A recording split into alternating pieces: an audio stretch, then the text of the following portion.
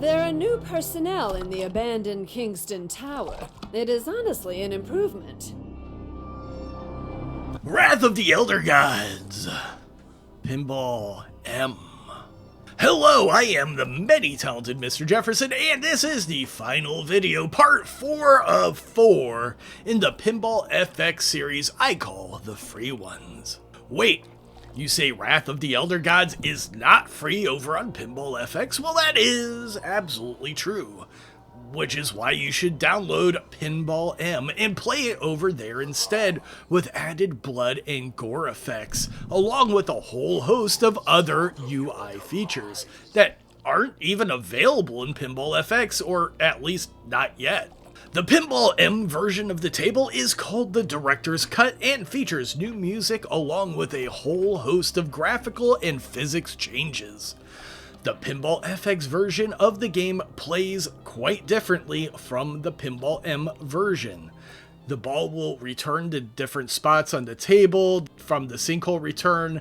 The center loop feels much different when you make that shot and returns the ball differently, and honestly, the Director's Cut on Pinball M feels a lot better to play in my opinion, which is great because it's the free game over there, and Pinball M has a lot of really interesting things happening that just don't exist in Pinball FX yet. The other free tables over on Pinball FX are Sorcerer's Lair, Wild West Rampage, and Fishtails. Collectively, these are 4 absolutely fantastic tables to be giving away for free. The other tables are a fun romp through an enchanted adventure, a gunslinger showdown with a corrupt sheriff, and a table about a dude who really likes to catch fish and lie about how big the fish he caught were. But this table is darker, more sinister.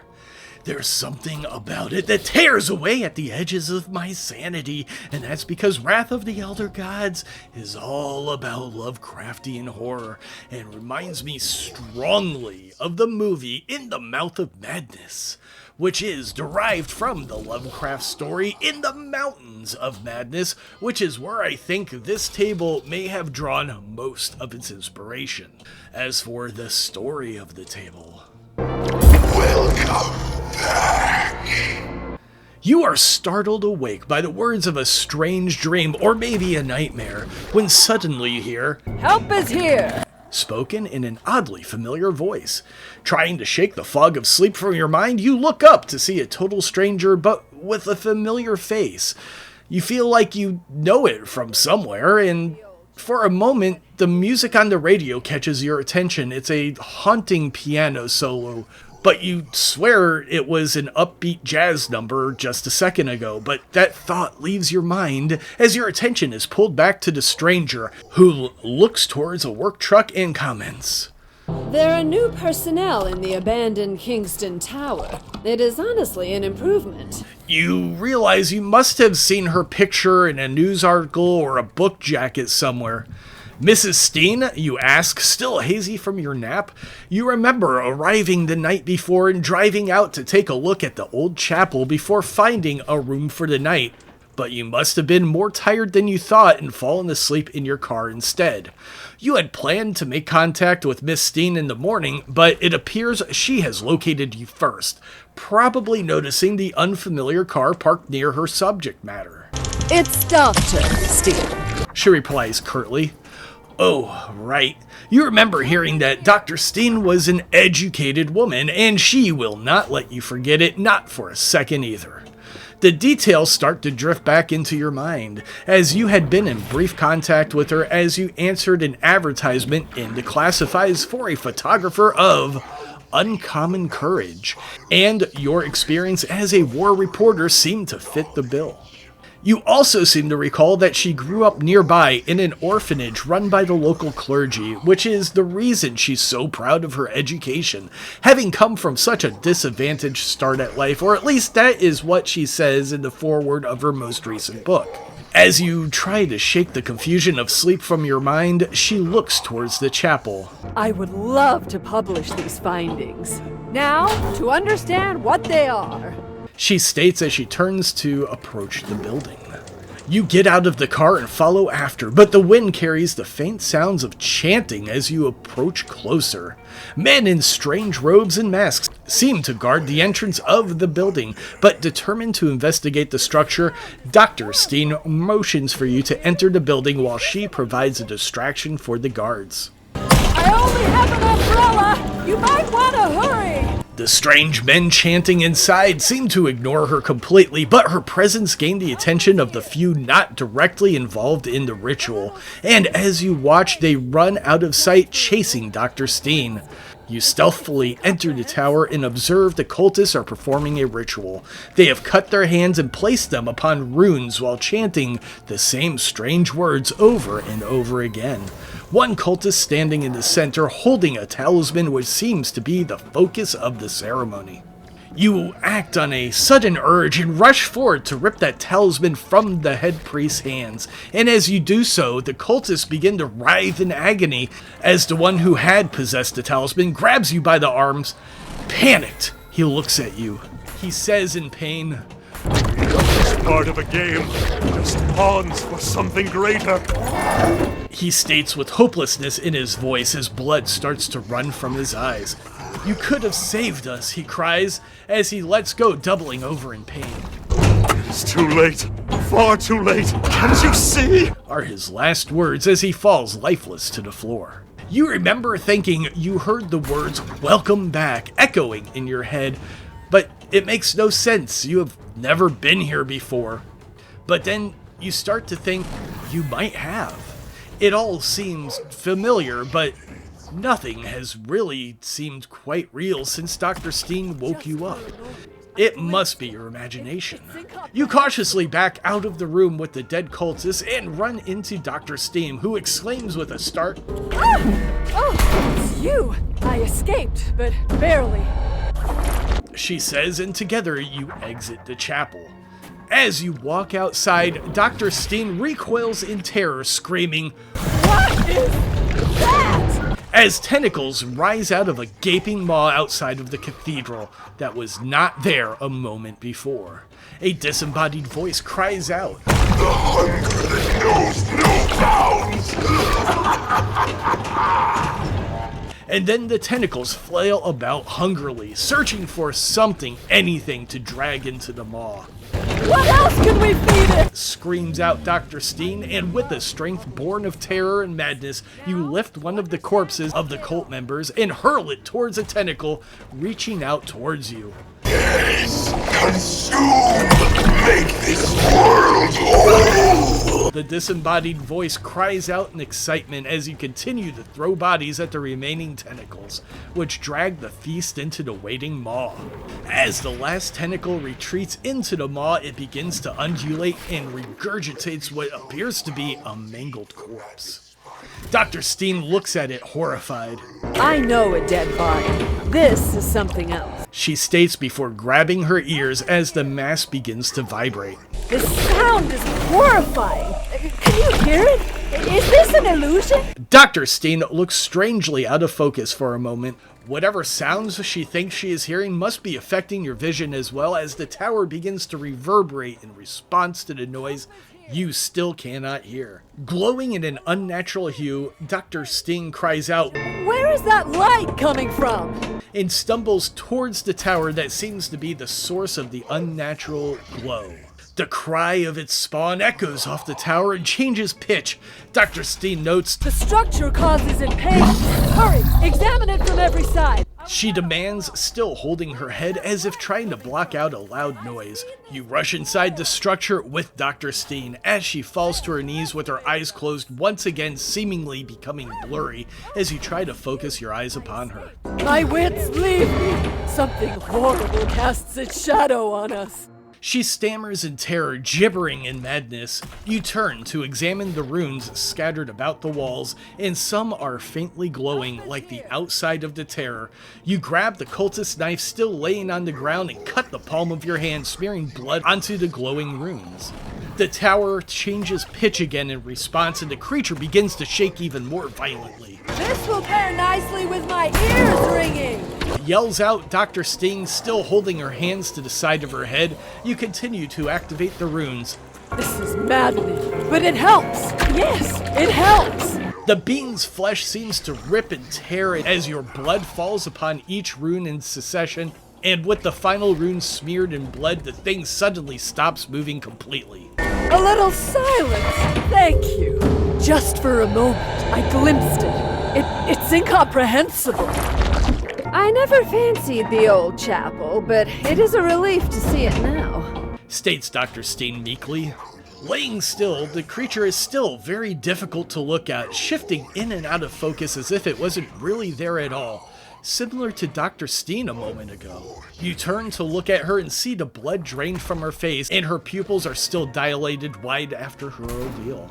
You ask if she's okay, and she replies, "What I heard, I dare not describe." She pauses, and then continues, "Just for a moment, I glimpsed it. It's incomprehensible," she states in fear. What beautiful madness! Booms the disembodied voice. You look around for its source. Which way, I wonder? It asks, seemingly in response to your confusion. Let me show you how deep the madness spirals. Continues on as Dr. Steen rises back to her feet and staggers forward slowly to study the runes lining the wall. "A cult? Here? How is that possible?" She asks to no one in particular, but the voice replies back. There is still a lot to learn, Doctor. She suddenly stands rigidly as if in pain, her eyes wide as terror twists her features. "I saw too much!" She yells. Let me show you how deep the madness spirals. It continues on. Ah! Oh no! What is this building? She cries out before collapsing again. The visage of true knowledge. Laughs the voice as Dr. Steen cries back defiantly. It's a lie! No one would call for you, for any of this horror!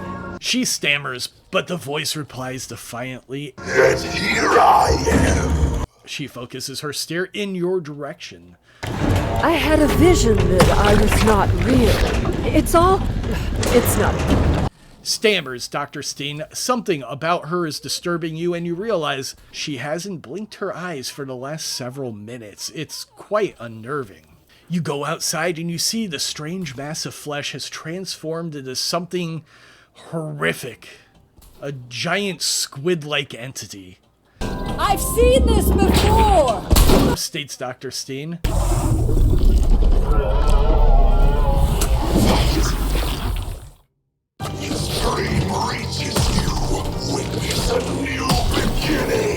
Booms a voice in your head as you realize it's coming from the creature standing before you. Dr. Steen grabs you by the shoulder. We can withstand it! She yells, looking even more crazed than before from her mental contact with the being. As if recalling a distant memory, she says, It's called all?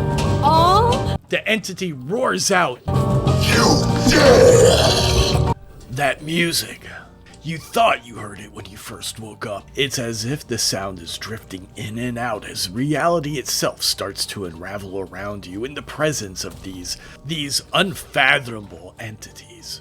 You look at the runes and suddenly understand them. You didn't learn how to read them. It feels more like a faded memory. Someone else's memory. You spell out its name with your lifeblood to bind it while chanting out that name.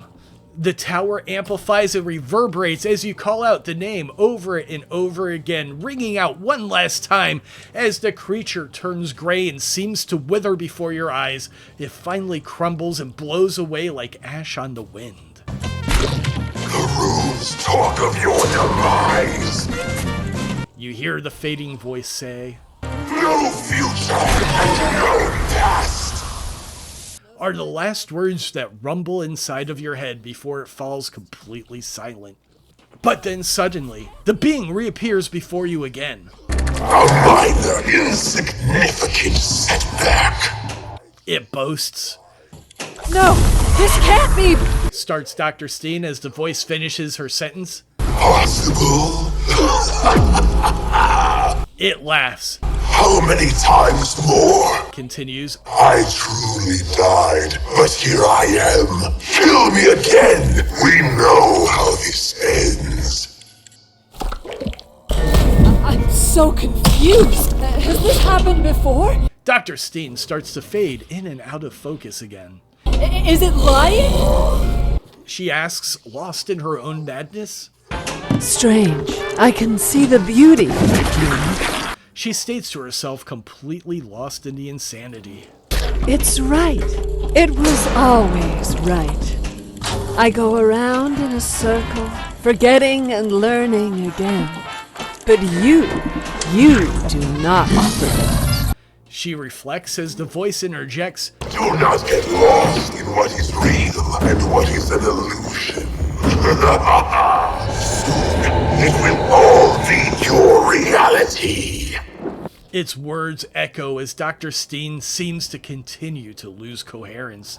She tries to grab you but cannot. We have to remember. Otherwise, I dare not think about it. Are Dr. Steen's final words as she fades from reality entirely. An ant crushed because it was in the way. How did you put it? It's almost sad. Laments the voice. You stare at the empty space where Dr. Steen had been standing a moment before. The room starts to fade around you as consciousness fades. No more danger. You can rest now. It says in an oddly soothing manner.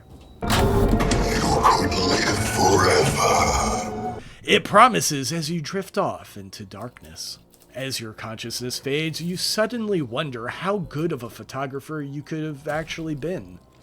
You don't have a camera and you didn't take any pictures. What kind of photographer even comes to a job without a camera? Do you even own a camera? These thoughts spiral in your mind as you drift off into darkness.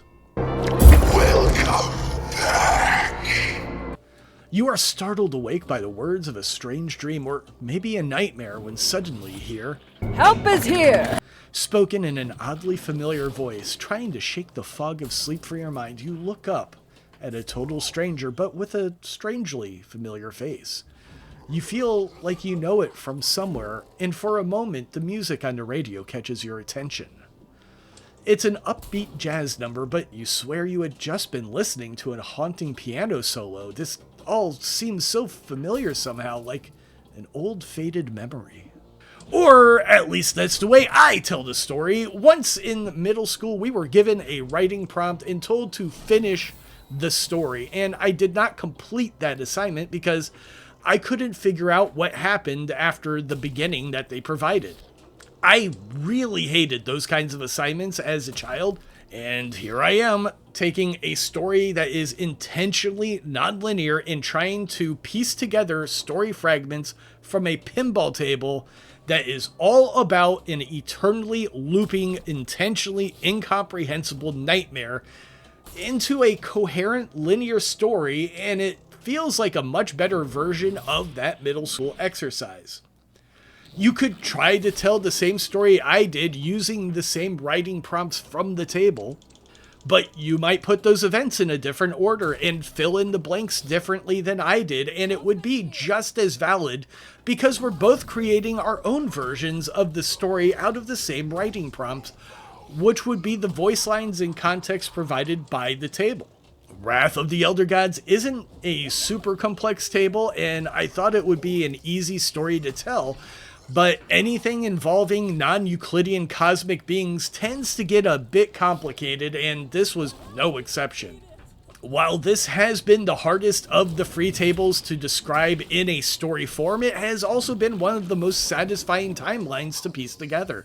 I'm going to further explain my version of the story later on in this video. But now, armed with the context of that story, it's time to explain the actual mechanics of the table, starting at the bottom and working our way up.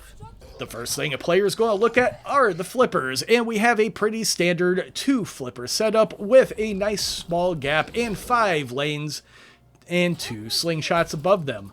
The 2 outer lanes are out lanes equipped with kickbacks, which start out lit. And there are 2 inner lanes on the left side and 1 on the right side with rollovers that spell out Steen. These rollovers are deactivators as well, so if the ball should roll over the lit lane, it will no longer be lit, making rollover management a priority, because if you spell out Steen, you will light a lock at the right sinkhole, which will award another skill shot opportunity if another mode isn't running. Skill shot awards can overpower the wizard mode rewards, so skill shots are very, very desirable on this table. Locking 3 balls after spelling out Steen will start the mystery multi-ball, where shooting most lanes will award a 100,000 point jackpot, and light up a letter of mystery, which increases each jackpot by 100,000 points every time it's spelled out.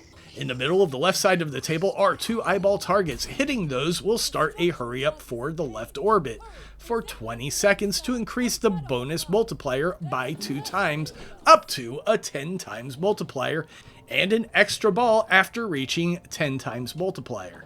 Above the eyeball targets is the left outer orbit with a spinner, which exits into the middle rollovers and the bumpers.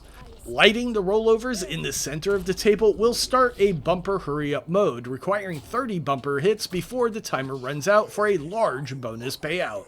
The left spinner will light left kickback and award a 500,000 point bonus if the kickback is active. To the right of the left orbit is one of the 2 tendril ramps connecting to the right orbit, which is the other tendril ramp.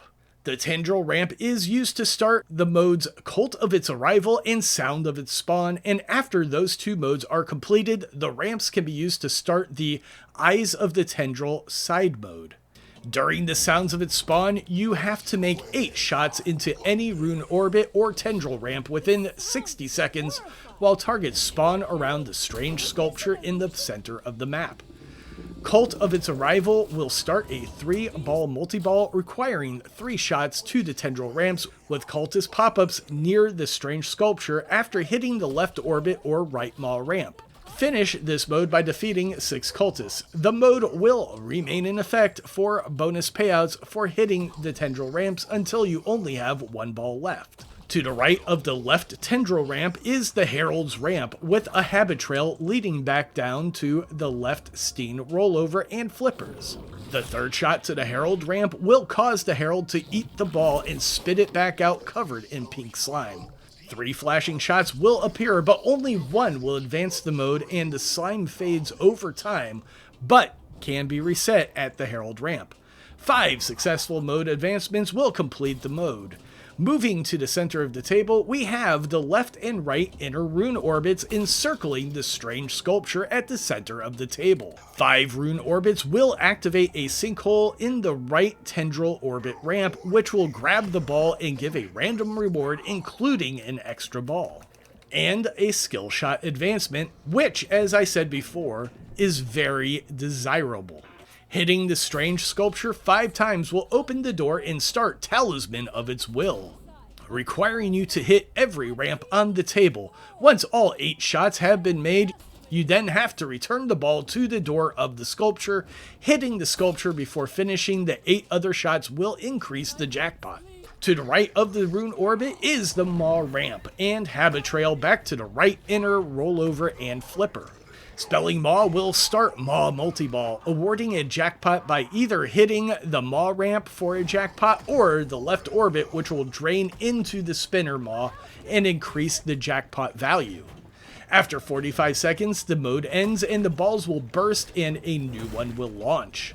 To the right of the Maw ramp is the right tendril orbit, which we have already discussed, and below that is the mystery sinkhole, which is where you send the ball after spelling out Steen to lock balls and start mystery multi-ball. After all 4 main modes, the Sound of its Spawn, the Herald of its Word, the Talisman of its Will, and the Cult of its Arrival are finished, you can start the Arrival Wizard mode. Once it's available, the tendril ramp will activate it. This is a 3-phase wizard mode, and it is considered one of the harder ones in Pinball FX.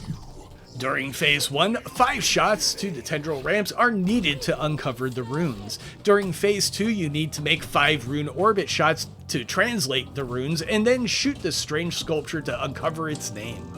In Phase 3, 1 random shot is lit. Shooting the lit lane twice will lower the entity known as It. It can be damaged for 30 seconds by attacking it directly or by making shots to the right tendril ramp that exits behind it.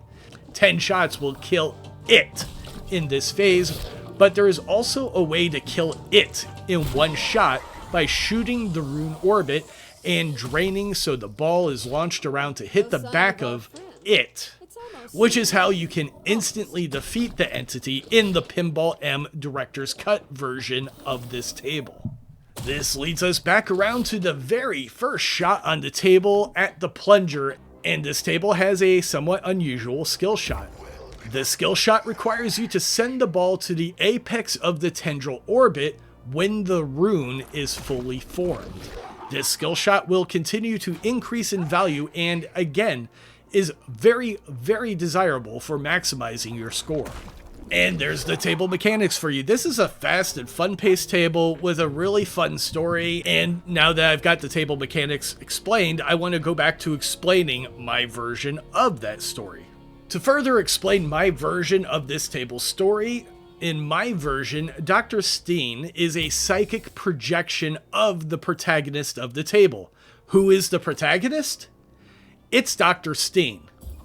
It's confusing because most stories about incomprehensible cosmic entities tend to be not only convoluted, but involve a lot of elements that exist purely on a mental level, such as in the game Eternal Darkness, where a player's sanity is reflected in the random and occasionally fourth wall breaking hallucinations. The story of this table, or my interpretation of it at least, is about Dr. Steen, who is a researcher who has been led back to her hometown while researching an ancient religion. She places an advertisement in the newspaper looking for a photographer who would not turn and run should they uncover anything particularly disturbing.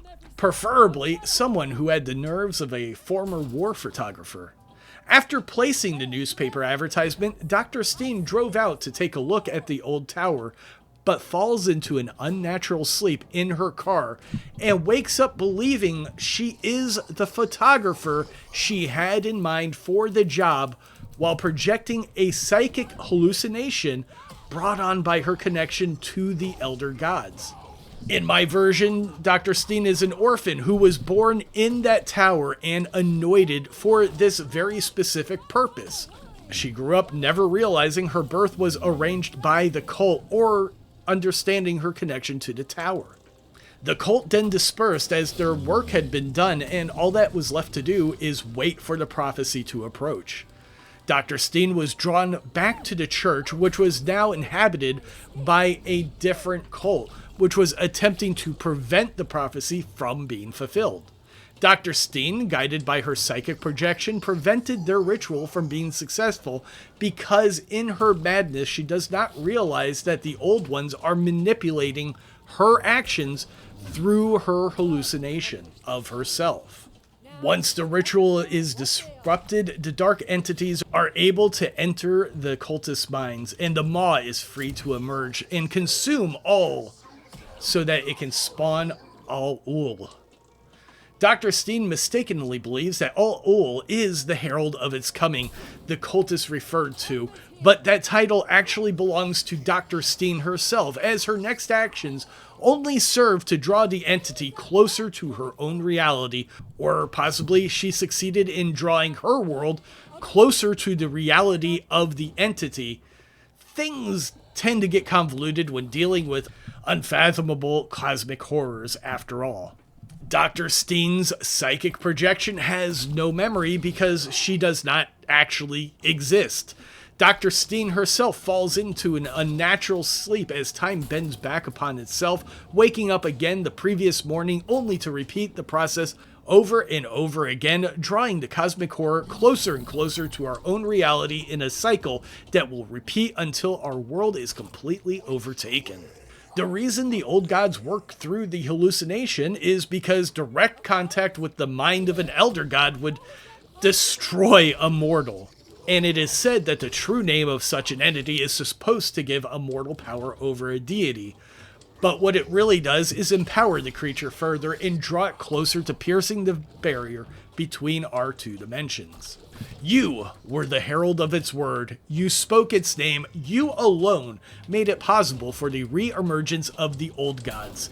I couldn't figure out how to work in the pink slime covered ball from the table mechanics, and I also didn't want to introduce new weapons and objects into the story that aren't being described by the table itself, which meant I needed to find something besides the umbrella which could be used to weaken the herald and act as a weapon, which is why I introduced blood as a replacement for the goo, since everybody has it, and I used blood as the medium to interact with the runes, and I also added a little bit of extra backstory to Dr. Steen to explain why she is the key to the resurrection of the old gods and tie her to the tower which was constructed for this very moment, and to explain the odd voice lines of the cultists who seem to want to prevent the emergence of the old gods.